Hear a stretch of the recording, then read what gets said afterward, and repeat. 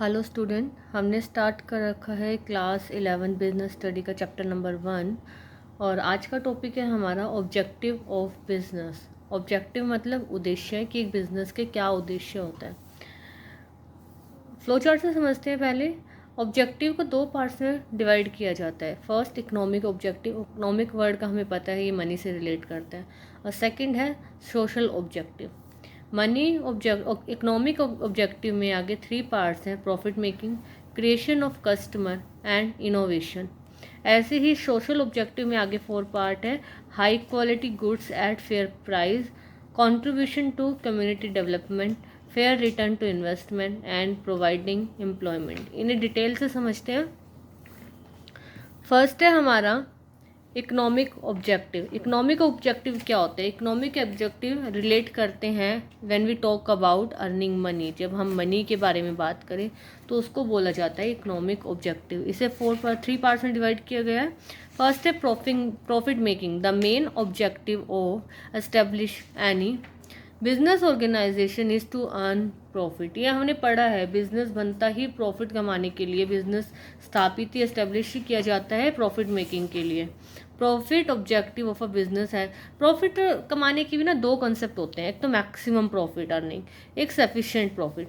इन दोनों कंसेप्ट में क्या डिफरेंस है? मैक्सिमम प्रॉफिट अर्निंग ये उस तरह के बिजनेस होते हैं जिनको सिर्फ अपने प्रॉफिट से मतलब होता है। वो आर्टिफिशियल डिमांड क्रिएट करते हैं, आर्टिफिशियल स्कैर्सिटी कर देते हैं, या फिर एक्सेस डिमांड, अडल्ट्रेशन, इन सारे मेथड से ना आर्टिफिशियल डिमांड क्रिएट करते हैं मार्केट में और एक्सेस प्रॉफिट कमाते हैं। उनको मार्केट में और कोई मतलब नहीं है और किसी भी चीज़ से, उनको सिर्फ प्रॉफिट मेकिंग से मतलब है, और प्रॉफिट भी मैक्सिमम प्रॉफिट मेकिंग। इस तरह के बिजनेस, इस तरह के प्रॉफिट मेकिंग लॉन्ग टाइम तक नहीं होती।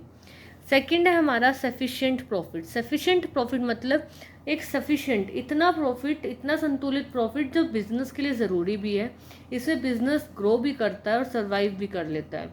तो इस तरह की प्रॉफिट मेकिंग हम आर्टिफिशियल डिमांड क्रिएट करके नहीं करते, जो नॉर्मल, हम एक नॉर्मल मार्जिन, सफिशिएंट मार्जिन रखकर काम करते हैं। तो 2 कंसेप्ट है प्रॉफिट मेकिंग के, maximum and sufficient. Creation of customer, customer banana obviously profit से ही रिलेट करेगा। कस्टमर बनाने का क्या मतलब है? कस्टमर बनाने का मतलब है कि ज़्यादा से ज़्यादा कस्टमर को अपनी तरफ अट्रैक्ट करना, ताकि वो ज़्यादा से ज़्यादा सेल करें। ज़्यादा से ज़्यादा हमारी सेल होगी तो हमारे प्रॉफिट भी ज़्यादा ही होंगे।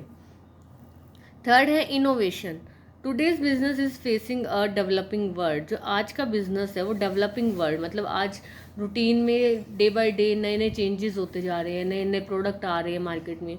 उसके कारण जो हमारा कस्टमर है वो चूजी हो गया है। चूजी मतलब वो डिमांडिंग हो गया है। उसको पता है एक कंपनी का प्रोडक्ट अगर मुझे वो फैसिलिटी नहीं दे सकता तो मैं दूसरी का खरीद लूँगा। तो उस रीज़न से हर एक बिजनेस के लिए ज़रूरी है कि वो इनोवेटिव हो, वो डे बाय डे नई नई इन्वेंशन करे, नए नए प्रोडक्ट मार्केट में लेकर आए, ताकि उसका बिजनेस बना रहे। अगर एक बिजनेस अपने वही ट्रेडिशनल मेथड्स पर ही चलता रहेगा तो वो ज़्यादा लंबे टाइम तक सर्वाइव नहीं कर पाएगा।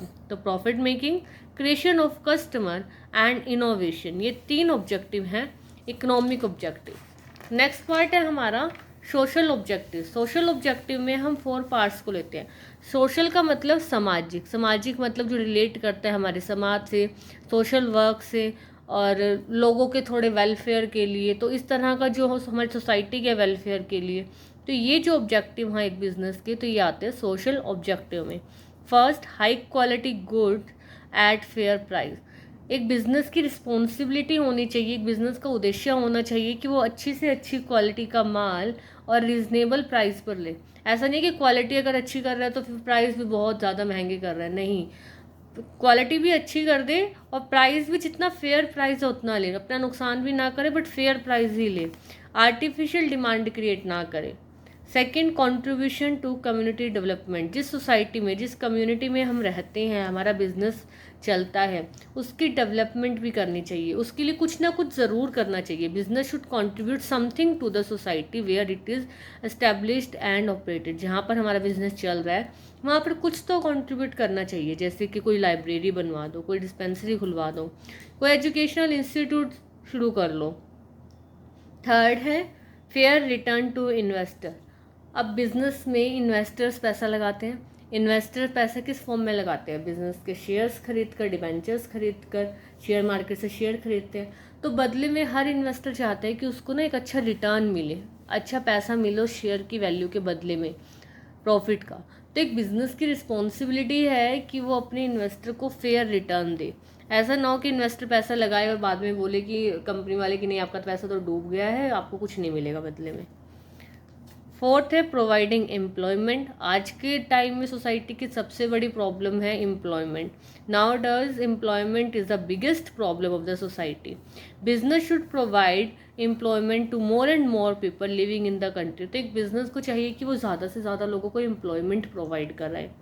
हैंडीकैप जो लोग हैं, डिसेबल जो लोग हैं, people should be given extra care. उनकी तरफ ज़्यादा ध्यान देना चाहिए। अगर कोई बिजनेस इन लोगों की हेल्प कर सकता है, इन लोगों को एम्प्लॉयमेंट दे सकता है, तो बिज़नेस को ये ज़रूर करना चाहिए। तो ये दो तरह के ऑब्जेक्टिव हैं बिज़नेस के, इकोनॉमिक और सोशल। आज की वीडियो में इतना ही। नेक्स्ट वीडियो में role of profit in business, कि बिजनेस के लिए प्रॉफिट क्यों ज़रूरी है, ये टॉपिक करेंगे। Keep studying, happy studying, thank you.